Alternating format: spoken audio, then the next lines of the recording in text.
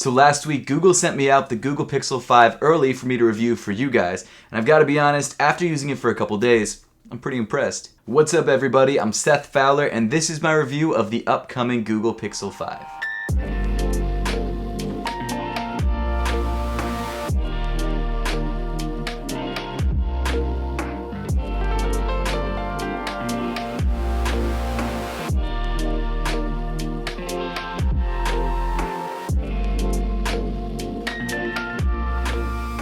Thanks so much for tuning in today. Make sure to hit that subscribe button down below if you haven't yet, and also make sure to give me a follow on Instagram and on Twitter at RealSethFowler. So I've had my hands on the Google Pixel 5 in the sort of sage colorway for the last couple days, and I'm happy to report that this is a pretty solid phone, especially for the retail price of just $699. There are two color options for the Pixel 5, this sort of sage colorway and a just black colorway, which, as you probably could have guessed, is just black. And out of the two, I actually really like the sort of sage colorway. It's a color that I never thought that I would want on a phone, but now that I have it, it's really interesting and it's different and I like that about it. You may have seen a few weeks ago that Google sent me out the Pixel 4a as well, and I did just drop a review on this phone, so if you guys would like to check that video out, there will be a link at the top of the screen. But I've got to say that after using the Pixel 4a for the last couple weeks and then switching over to the Pixel 5, they're very similar phones. Obviously, being the more premium phone, the Pixel 5 does have better build quality and more features, but if you're really looking for a solid budget phone, the Pixel 4a or the Pixel 4a 5G might be the way to go. That said, Google's flagship phone, the Pixel 5, is still a very solid phone at a mid-range phone's price. And if you're looking for almost top-of-the-line specs at a much less than top-of-the-line price,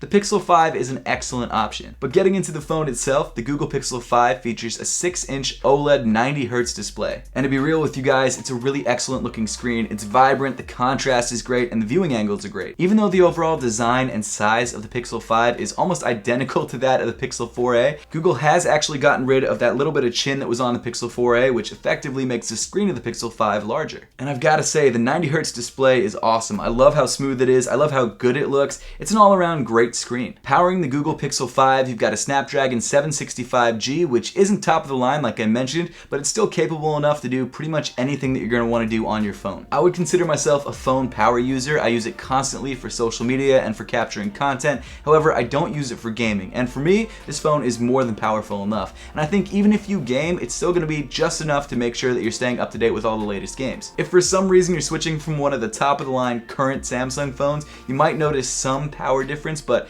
it's going to be barely anything. And especially for someone who's never used one of those phones, this phone is going to be more than ample and you're not even going to notice a difference. The Pixel 5 also features 8 gigs of RAM, and of course, being a Google phone, Android 11 is optimized for this phone, so the operating system is going to feel very, very snappy. Plus, being a Google phone, you're going to get all the Android updates before everyone else. Storage-wise, this phone has 128 gigs, and that's it. Unfortunately, that's the only size option you get. I will say, though, that I take a lot of pictures and videos, and I never seem to run out of space, and if you do run out of space, you also have Google's Drive to help you out. Camera-wise, this phone has an 8-megapixel front-facing camera, which is fine for video calling and selfies. In fact, here's a little sample of what it looks like and sounds like. It's fine. It's nothing crazy, but it's definitely not bad. And as I'm sure you've noticed by this point, the front-facing camera is just a little black circle on the top left-hand side of the screen and not a stupid notch like you have on other brands. Personally, I much prefer the way this camera looks. I'm not a fan of the notch, and the camera honestly does really blend into the phone the more that you use it. On the back of the phone, you've got a 12.2 megapixel wide lens and a 16 megapixel ultra wide lens. The rear cameras on this phone look solid. Portrait mode looks great. It looks a little bit better than it did last year. It's not anything crazy. It's not some mind-blowing experience, but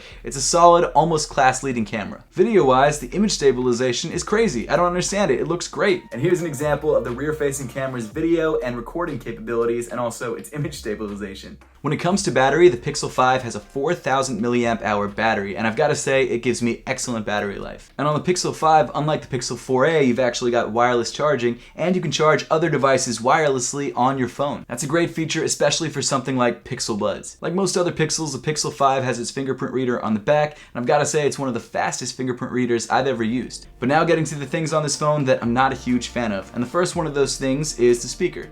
The speakers on the bottom of the Pixel 5 are significantly louder than the speakers on the top of the Pixel 5, and they're also a little bit tinny and don't sound incredible. They're workable though, and if you have headphones, you're not even going to notice this problem at all. The one thing is though, this phone doesn't have a headphone jack like the Pixel 4a, so if you have headphones that need to plug into something and they're not USB-C, you're kind of out of luck. And the other thing I'm not in love with is the finish on the rear of the device. I love the color, but the actual texture of the finish, I'm not a huge fan of. Now the actual casing of this phone is metal, so it's a much sturdier and heavier device than the Pixel 4a, and it feels beefier in the hand. However, they've actually coated this metal with some sort of almost plastic feeling finish, which makes it feel a little bit cheaper than I would like. Granted, it is still only a $699 phone, but it has a metal casing, so why don't you make it feel like metal? Just my own personal opinion. And some people might love this because it's got sort of a non-slip grip to it, but I don't know. Just don't love it. Overall, the Google Pixel 5 is a really solid Android 11 device at a mid-range price with pretty decent specs. If you're looking for a solid phone with stock Android that does everything really well, maybe not as fast as some of the really expensive flagship phones out there, but still really well, this is the best way to go. $699 is not a small amount of money, but for what you're getting, you are getting a lot of value. But that pretty much wraps up my review of the Google Pixel 5. Now, I would love to know your thoughts on this phone and whether you plan on getting one for yourself, so make sure to let me know in the comment section down below. But as always, thank you so much for watching. Make sure to subscribe if you haven't yet, and I'll see you all in the next one.